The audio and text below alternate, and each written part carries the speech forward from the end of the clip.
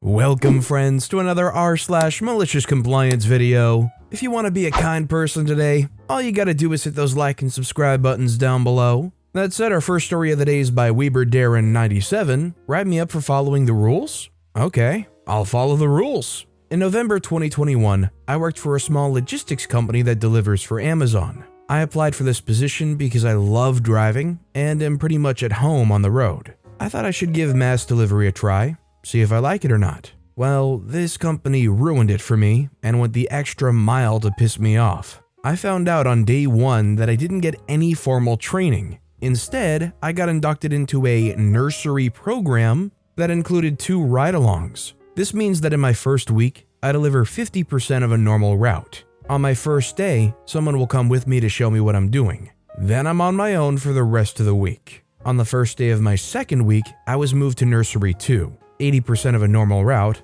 and got my second ride-along. For the entire second week, I was getting hints from pretty much everyone that I was one of, if not the slowest, driver they'd ever had. Note that I had a whole 2 days of training. I don't count the rest, as I was not with anyone to train me. The rest of the story will all be about the second week.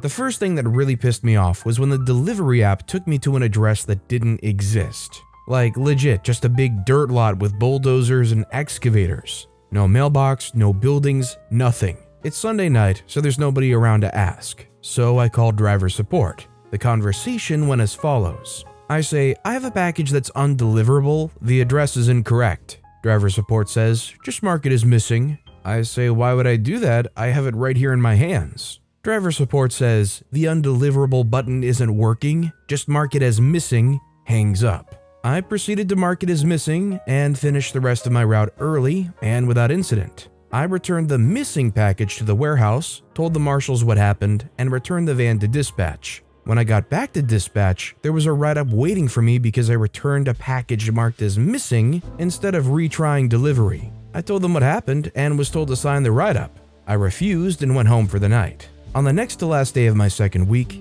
basically the same thing happened with another package. I was sent through the same ringer and called dispatch to explain the situation before continuing. I was told to just keep moving with my route and they'll get in contact with the warehouse. I saw no evidence of this happening, as when I returned, there was a write-up waiting for me, returning a package marked as missing. I said to myself that I'm done with this crap. It's time to do something.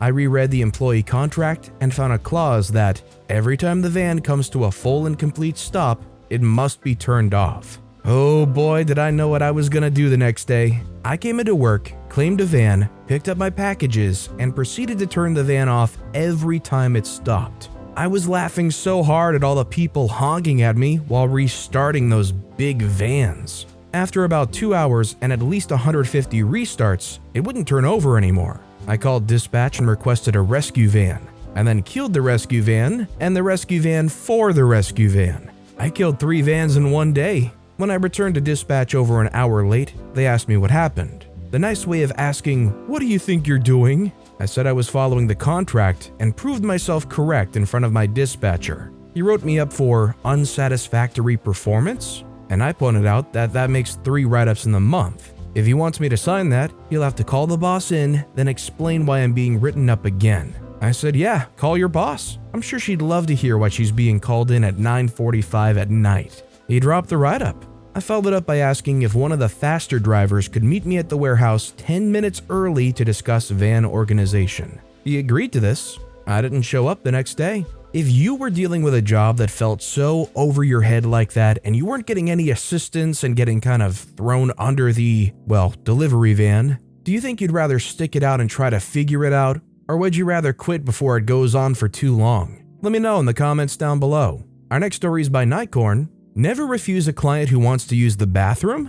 Okay, enjoy your junkies. This just happened. I'm a nurse. I'd been told by my orienter when I was hired that the washrooms were just for staff, as we didn't have time to wash them in between each patient for infection control purposes. My team lead was not impressed and the hammer came down on me specifically. They didn't care that it was their orienter who made the decision, and I had no way of knowing it wasn't correct. I only told one client that we didn't have a public washroom, but that was enough for me to get 2 emails and repeated comments from supervisors about how we have to let everyone use the washroom. So no issues since then. Well, today it finally happened. A patient came into the waiting room insisting they had an appointment and tried walking past to the back area. This person wasn't wearing a mask, social distancing, and appeared to perhaps be an addict. I advised them that the bathrooms are only for clients, while me and reception were frantically trying to determine if they really did have an appointment.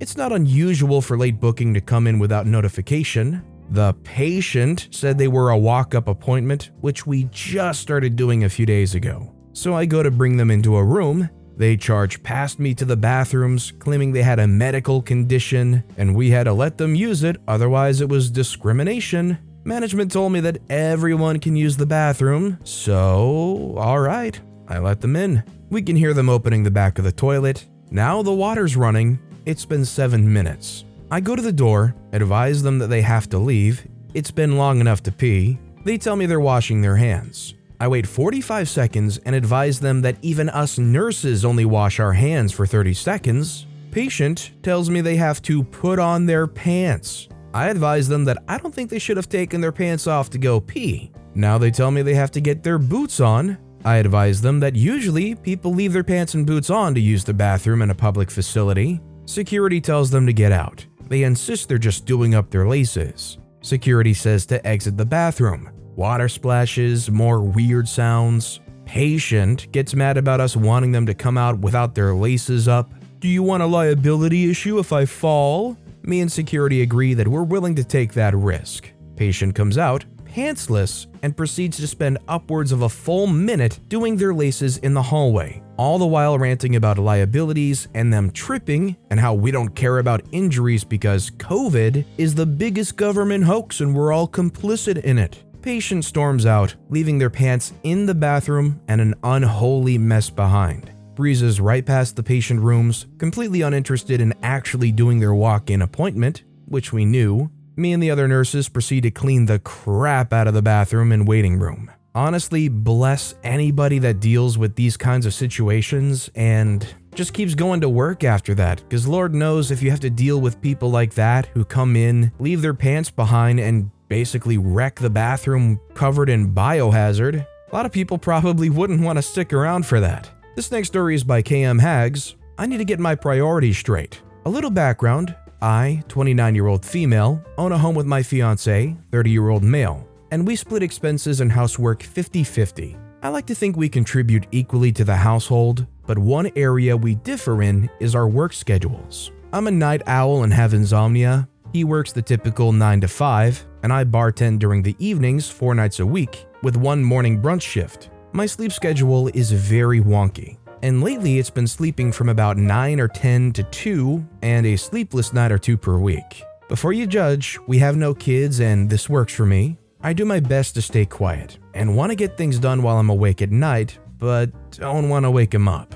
Now to the malicious compliance. One day this week, we spent the evening tidying up the house together, and I thought we both contributed equally and all was well and good. But there were so many dishes that were piled up in the sink after we loaded the dishwasher, and then they continued to pile up.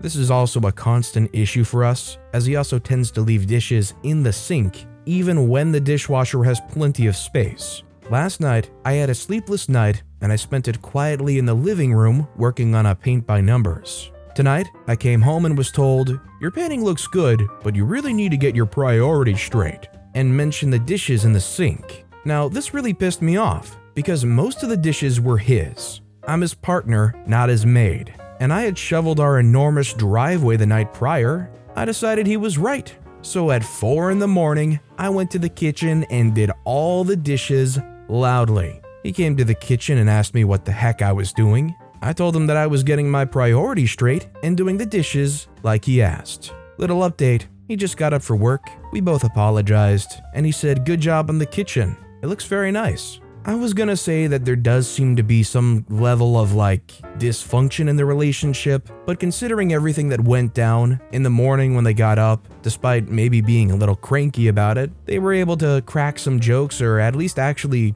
give props to OP for cleaning things up at 4 in the morning. Our next story is by Ancient Educator 76. "Sure, I'll take your order. After some recent drama, I found myself running the drive-thru at my old job. I need some light, so I'll focus on some recent malicious compliance. It's 12:48, 12 minutes before close, and we have 3 mobile orders, so yeah, we're closed to anyone driving up. I feel weird of the irony or hypocrisy inherent in my being on the other side of the story, but someone beeps in and we say we're closed. He argues about the time. He argues about cars in front of him, like that's a rule. Like, if you drive in while another car's there, we have to take your order. We would be a 24-hour place. I'd love the overtime. And be fired a week later. This guy's not nice about it. He finally says, with the surprise of someone who just thought of the greatest idea in the world, "Your sign says you close at 1, so you have to take my order." We also have a sign that says we reserve the right to refuse service to anyone, but whatever.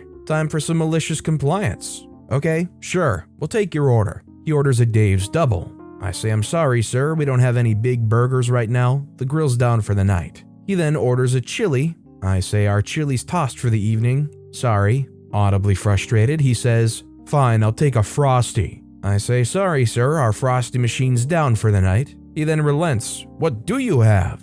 We wait a minute to look around. We have chocolate chip cookies and soda. He backs up and screeches off into the night. I mean, honestly, not gonna lie, if I went to a Wendy's at 1 in the morning and it's not a 24 hours establishment, I wouldn't be surprised if they said literally everything is shut down. And our final story of the day is by Vanna Black. My dress is too short? Well, now I look like my dad, and everyone else can too. Years ago in the 90s, I worked at a heck hole of a call center. It was my first office job, and I tried really hard to be professional. What I didn't know was that a call center is basically the same as a restaurant. Everyone was sleeping with each other, on drugs or alcohol, and the managers were idiots. There was a guy who worked in a different pod who was always hitting on me. I was not interested. I did my job and went home and didn't socialize. I didn't even eat lunch in the break room because I lived about 5 minutes away. Well, there was a manager who had been sleeping with the guy and thought I was coming between them. She would make up excuses to harass me. I wasn't taking enough calls, I didn't clock in and out of the system exactly on the minute, etc. One day, she really went off the rails and started publicly shaming my outfit. I had on a dress and cardigan, which she insisted was too revealing. It was to my knees, and I had on pantyhose. She wrote me up and sent me home to change. I was really upset and started digging through my closet looking for something she couldn't pick apart. Then inspiration struck. My dad's a textbook accountant. Khakis, short-sleeved button-ups, and ties. So I borrowed an outfit from him. I was swimming in it. You couldn't see a single curve. I went back to work and headed straight for my desk. Don't you know, the manager spotted me and made a beeline directly for me. She pulled me into HR, complaining that I looked unprofessional. I told HR that this is what my dad wore every day, and he's a consummate professional. HR agreed that my outfit was acceptable, but the manager wouldn't let it go. The dress code was gender specific, and she argued that I wasn't dressed like a woman. I ended up just going home for the day rather than deal with it anymore. A few days later, the dress code policy had been updated with vague language about looking professional, and didn't even give examples of what was appropriate. The memo was posted in several places. This meant that everyone in the call center could now basically wear whatever they liked as long as it wasn't ripped jeans or a tube top. The manager was fuming because HR had taken away one of the things she could lord over people. I didn't last much longer there, but hopefully no one ever changed the dress code back. Honestly, I think as time goes on, we're seeing more and more lax dress codes in general, which I think is a good thing, honestly, because, well, personally, I just don't really enjoy wearing suits and dressing up and stuff. If I can get away just wearing a decent looking polo and some khakis, I'd be all over that because it's comfortable enough and it looks decent, right? It also definitely seems rather archaic and weird to say that women have to wear dresses or skirts or pantyhose. Just seems like the kind of thing that should get phased out as we continue to just move into the future. But with that being said, that's all the time we have for today. So of all these stories I've read today, which is your favorite and why? Let me know in the comments down below. And if you haven't yet, if you could like and subscribe, that would mean a lot to me. Whatever you do, whether it's liking, subscribing, turning notifications on, all of it helps grow this channel, and I appreciate the heck out of it. So until next time, I'll see you all tomorrow with some more stories.